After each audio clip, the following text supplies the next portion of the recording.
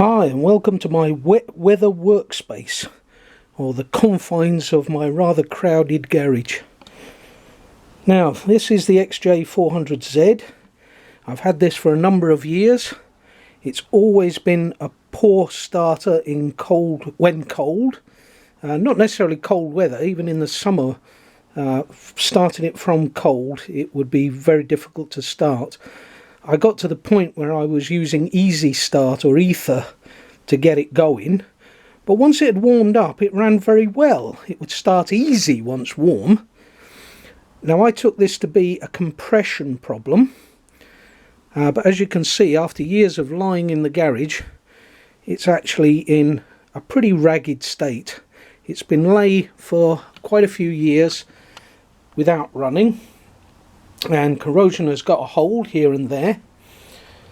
I did have the frame stove enamelled, and that's looking reasonably good. There are one or two places where it has started to go a bit dodgy, around these brackets for instance, which needs to be cleaned up.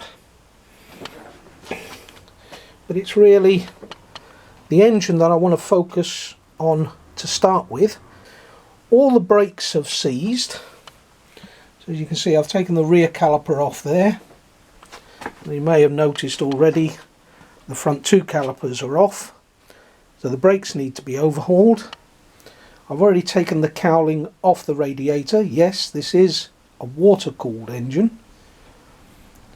I've removed some of the water cooling pipes. In fact, what's missing from here is the thermostat housing. The thermostat was in a pretty poor condition, and I took that off and renovated it separately. I will show you that a little later on. However, my immediate object is to remove the cylinder head. Now, to remove the cylinder head, obviously I need to take the gaskets off, I need to take the exhaust off, which I will do. But there are limitations with what I can do with this bike. Gaskets are really hard to come by. I had overhauled this bike before. I actually did a top end overhaul on it before. I managed to get hold of a cylinder head gasket. They are now obsolete, absolutely unobtainium. So I'm not going to be able to get a cylinder head gasket. That's going to be a problem. If I'm going to take the cylinders off, which is my intention, because I'd like to overhaul the pistons and check on the piston rings, which means a cylinder base gasket.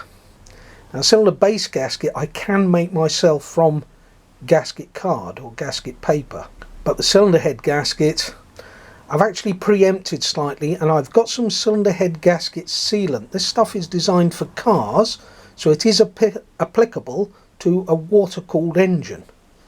So hopefully it will be suitable and I can reuse the existing head gasket. As you can see, the casings are in a bit of a state where the original black paintwork has all started to chip away, flake off with the rust exposing underneath. A lot of the mounting fixtures are pretty well corroded. So an engine out job's not going to be the ideal, but I don't need to take the engine out. I can actually do everything with the engine in the frame. But I think I ought to undo some of these mountings, clean them up and refit them, purely because if I don't, they're going to seize on there permanently if they haven't already.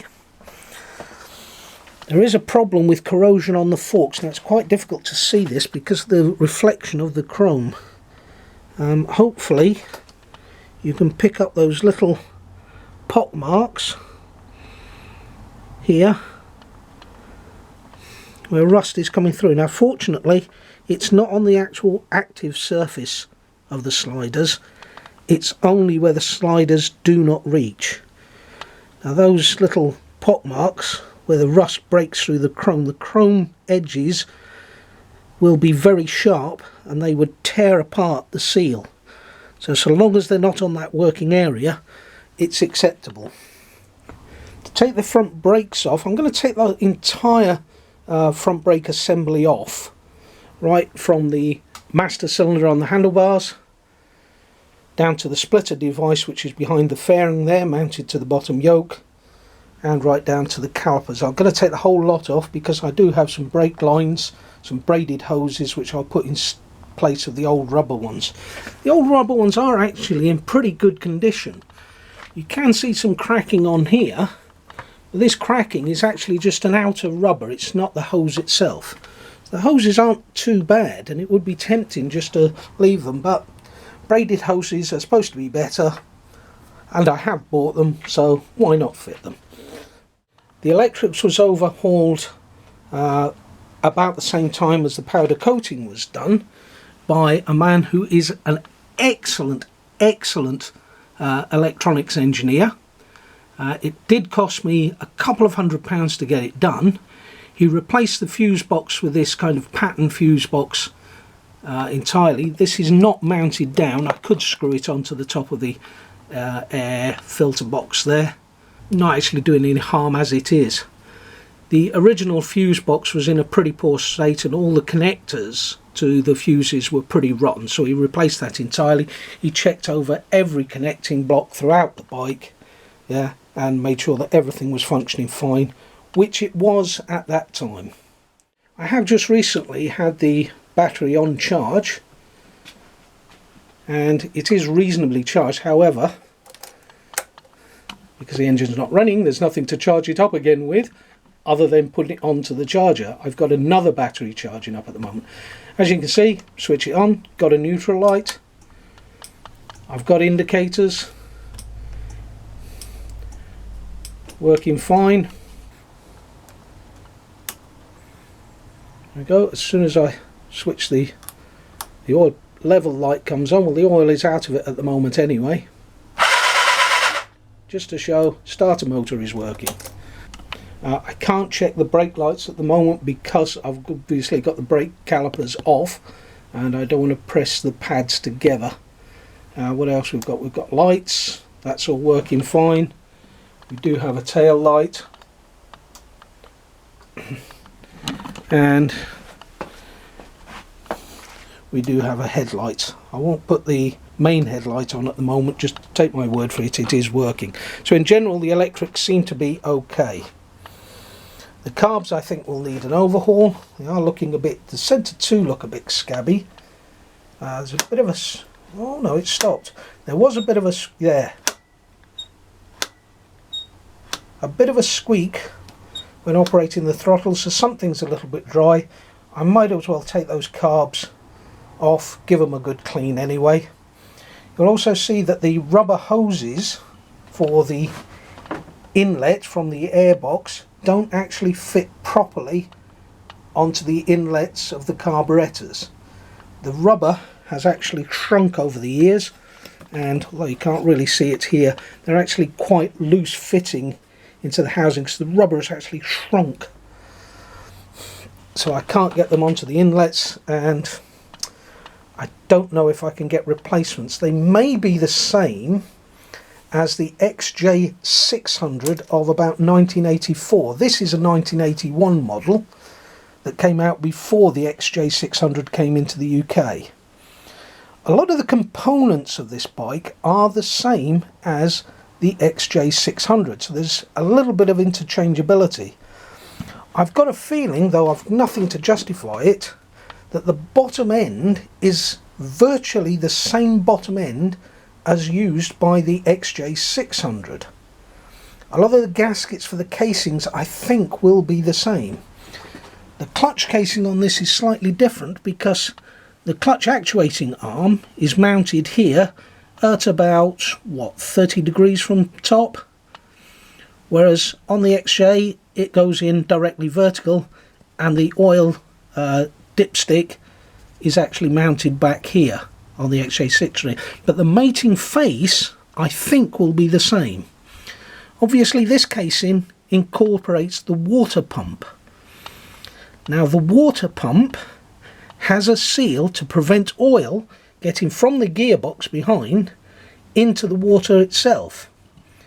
Again, I have a feeling, because of oil in the waterways, a bit of that white creamy stuff, that made me suspect that oil is getting in to the waterworks from somewhere, and I suspect that it is behind the water pump here, the actual drive seal where the drive comes in from the gearbox to drive the impeller to pump the water through. I think that seal has failed. Now, I managed to get hold of one of those seals, so I will replace it anyway. The only other possibility I can think of is either the base gasket has failed or the cylinder head gasket has failed. My gut instinct tells me that no, the head gasket has not failed. There's no external leakage at all anywhere around the cylinder head. There's nowhere to imply that any sort of leakage is happening throughout the head gasket. Did a compression check on it recently. The compression is incredibly low. My feeling is that the piston rings are gummed into the pistons, that when I take this apart I'm going to have a hell of a time getting the piston rings out, that I'll probably end up wrecking the piston rings, which in itself leads to another problem of getting replacement piston rings. Just as another little footnote, there is another model that uses this engine that was imported into the UK. This particular model, XJ400z, was a Japanese market only bike. However, as I say, there was a model brought into the UK that utilised this engine, model number 33M, and it is the XJ400R, which was a sports version of this bike, used a lot of similar components to this bike. However, many of the parts were different. The frame was different, fairings were different, handlebars were different, the forks were the same, the rear suspension units and swing arm were the same, the brake discs were the same, but the brake calipers were different. So as you can see, something's the same, something's not the same, a little bit of interchangeability, not as much as with the XJ600. The XJ600 used a very similar layout, a larger frame, but used the same side panels, a similar but larger tank that used the same petcock and used the same fuel cap. The front forks were the same, the wheels were the same, the brakes were the same. The exhausts were the same. The exhaust I've got on this Netta exhaust, which was done by Motad for a while as a kind of semi-sports version, was actually designed for the XJ600 and fits perfectly onto this 400. So I do have a source for spares from the UK because of the XJ400R. However, that is extremely limited. It was not a largely popular bike, came out in about 1984, run till about 1989, and it was the only model in the UK that utilised this engine, so didn't sell very well, limited parts availability at the time, even more limited now that it is long discontinued. There you have it. We will go into more detail. The place I'm going to start at is going to be the engine, as I suggested. The first thing we'll be taking off the cam cover. It's nice straightforward 8 bolts, these 8 chromed bolts for this side, for the other side obviously. There is a little bit of limited space to lift it up. As you can see, you've got the cam cover here that has to lift out past the fan there, which is the radiator fan. Makes it a bit tight, and it's a bit tight getting it past all this cable work as well, but it'll come out. After that I will remove the cylinder head, which I believe is another 8 bolts, and then the cylinders themselves should just lift straight off the studs. I believe it's studs and nuts. We'll see when we get in there. I might actually start by taking that fairing off, because this paint design, I don't actually like the pattern, the design of this paintwork wasn't the best. The paintwork isn't the best in the world. There are a few dents in this tank as well that need to be sorted out. I don't know if I can pull those out, or well, I'll have to fill them. But yeah, I need to strip that right back.